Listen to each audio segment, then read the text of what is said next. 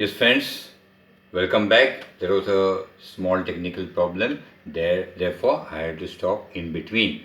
But anyway, let's continue now. Okay, so where we were? We were at the North Indian plains. Okay, and what we saw was that the North Indian plains, they extend from Rajasthan and Punjab in the west to Assam in the east. And naturally, since they are plains, they are going to be a flat low-lying area. Okay. The North Indian plains are divided into two parts. Then who divides the North Indian plains is the Aravalli range. The Aravalli range you had already, I have shown you in the figure 3.1. Okay, Aravalli range. This Aravalli range divides the North Indian plains into two. To the east of the Aravalli range is the basin of the Ganga river. You can observe that, you can see it in figure 3.1. Okay, the basin of the Ganga river lies to the east of the Aravalli range. So, it is called as the Ganga plains. So, these are the Ganga plains. Okay. The Ganga plains are this. Then, and as you see, the river Ganga flows from the west and it goes and meets the Bay of Bengal after it crosses some part of West Bengal and Bangladesh. There again, the river Brahmaputra comes from Arunachal Pradesh, Assam, and that too meets. So, most of the Bengal state of India and Bangladesh together they constitute the delta of the Ganga Brahmaputra system. Okay, and this delta of the Ganga Brahmaputra system is called the Sundarbans. Okay. And it is considered to be the world's largest delta. Okay, Sundarbans is the world's largest delta. Okay, now the western part of the North Indian plains. See, the Aravalli range, as I told you, divides the northeastern plains into two, the northern plains into two. North Indian plains, into two. The east side is called the Ganga plains, and to the west of the Aravalli range is mostly the desert. Okay, it is also known as the Thar Desert or Marustari. Marustari means the land of the dead. Means it is very difficult for a human being to stay in this desert. That's why it's called Marustari, or the land of the dead. Most of Rajasthan is occupied by this desert. To the north of this desert lies the plains of Punjab. Okay, this region is spread to the west of Aravallis and Delhi ranges. So this is to the west of the Aravalli range and the Delhi range. Okay. These plains have formed as a result of the depositional work by the river Satluj and its tributaries. If you see the physical map, you'll find, okay, the Satluj, the Indus river and its tributaries along with Satluj, they flow from the Himalayas and reach the Arabian Sea, and while they flow, therefore the soil over here in the Punjab plains is highly fertile. Okay. So, since the soil is very fertile, the agriculture is largely practiced in this area. That's why Punjab is, as you know, Punjab is also called as the granary of wheat of India. Then, after the North Indian plains, which lies to the south of the Himalayas and to the north of the peninsula, as we go down the northern Indian plains, what we see is the peninsular region. Okay. and this region tapers down slowly. It tapers down slowly to the south in the Indian Ocean. Okay. This peninsular region consists of many plateaus and hill ranges. The Aravallis in the north are the oldest fold mountains here. As you see, Aravallis were in the north. Okay. Now it includes a series of plateaus bordering the plains. Now, which are the ranges which border them? You find the Vindhyas and the Satpuras. I have shown you the Vindhya range in figure 3.1. So the Vindhya range demarcates it from the North Indian plains. Okay, and the Vindhya range, Vindhya and the Satpura range. Okay, it demarcates it from the North Indian plains, and to the both sides, from the east and the west, you have the Western Ghats and the Eastern Ghats. Okay.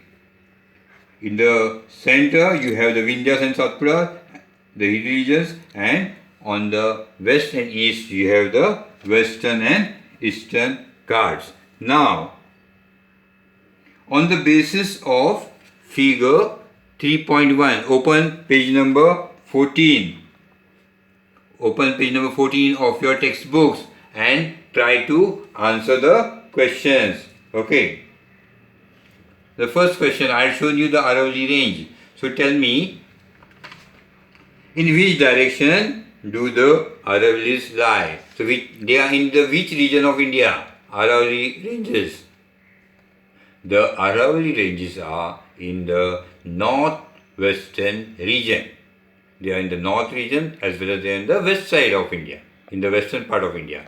Okay, so you can say that the Aravalli ranges lie in the northwestern region of India. Okay, again, the Aravalli ranges act as a water divide between which rivers? Okay, just now I told you the Aravalli ranges on the west side. To the east is the Ganga river. So on one side we have on the east side of the Aravalli range we have the Ganga basin, and on the west side you have the Indus river basin. So the Aravalli ranges divide two basins. One is both the Himalayan rivers. Indus too is a Himalayan river. It emerges from the Himalayas. Ganga too emerges from the Himalayas. Both these rivers are divided by the Aravalli ranges. So on the east lies the Ganga basin and on the west lies the Indus river basin. Okay. Now, the next question. Name the hills located on the plateaus to the east of Aravallis. Now you have to name the mountain ranges on the plateaus. We saw the Marwa plateau, then the Bundelkhand plateau. Okay. So, the ranges located on this plateau are the Vindhya and the Satpura ranges. Okay. These are those ranges, Vindhya and the Satpura. Now, the fourth question. Across which states has the Deccan Plateau spread? Now, the Deccan Plateau means the region. Again, come to figure 3.1. You will see the triangular region between in the north is the Vindhya and the Satpura range. On the west is here you see. So this region is called the Deccan Plateau. On the north you have the Vindhya ranges, the Satpura ranges. On the west you have the Western Ghats, and to the east you have the Eastern Ghats. So this region. Now which are the states which come in this region? The states which come in this region are Maharashtra, Karnataka, Telangana, Andhra Pradesh, and deep down you have Tamil Nadu and Kerala. So these are the states which come in this area called as the Deccan Plateau. Okay, now the next question. Which hill ranges lie to the west of the Deccan Plateau? Now you have to this is the Deccan Plateau. which are the ranges? What are they called? They are called the Western Ghats. Western Ghats or the Sahyadri range. Okay, to the west of the Deccan Plateau, you have Western Ghats or the Sahyadri range. Now, coming back to the next question. Enumerate the characteristics of the Western Ghats. Now, you have to write something about the characteristics of Western Ghats. The Western Ghats, how you find it? They are parallel to the west coast.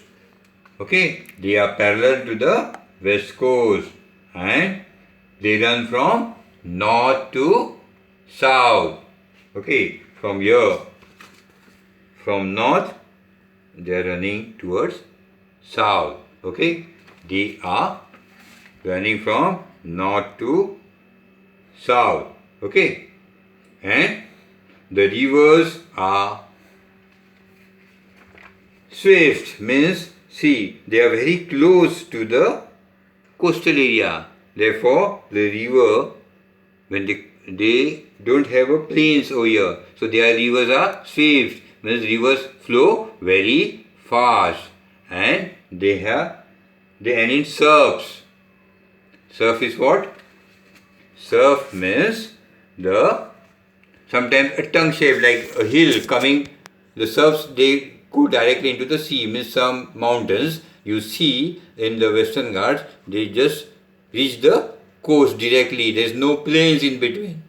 There is no plain region. Directly at the foot of the mountain you have a coast. Okay, so that's what is the characteristics of the Western Ghats. Now, you have to compare the eastern and Western Ghats. Now, what we saw was that the Eastern Ghats and the Western Ghats are different. Both are different. The Eastern Ghats is different from the Western Ghats. Okay. How is it so? How they are different? That the Western Ghat is parallel to the Arabian Sea and it runs from north to south.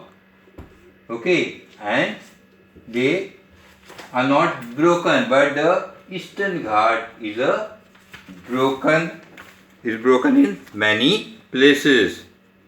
Okay. The direction of the Eastern Ghats is northeast to southeast on the eastern side of India. Okay. Now, the average width of the Ghat is 100 to 200 meters. The ranges, the mountains, the width of that mountain is 100 to 200 meters. And you see that no big rivers, they emerge from the Eastern Ghats. On the Eastern Ghats, there are no big river emerge from this. There are very small rivers. Okay. The Eastern Ghats have been divided. There is not a continuous range just like the Western Ghats. Western Ghats, their width is very less compared to the Eastern Ghats, just 50 to 80 kilometers. Okay. They are tall, but in width they are very less. And you see the Western Ghats are have many rivers emerging from it. They are the source of many big rivers like the Godavari, the Krishna, the Kaveri. These rivers, they emerge from the Western Ghats. Western Ghats are continuous, and if you want to cross the Western Ghats, you have to go through the passes. Okay, they are not broken like Eastern Ghats. Okay, you have to cross through the passes. Now, why are the Western Ghats called a water divide? See, the Western Ghats, they separate these are the Western Ghats, right? They separate the east flowing rivers and the west flowing rivers. So many rivers, they are the source for so many big rivers in the peninsula. So this guard is dividing the east flowing rivers and the west flowing rivers. Okay. So both rivers on both sides emerge. Okay. And with this we end the third physiographic division, the peninsula. Okay. And the next lecture will come to the fourth division, that is the coastal division. Okay, the coastal plains in the next lecture. Thank you.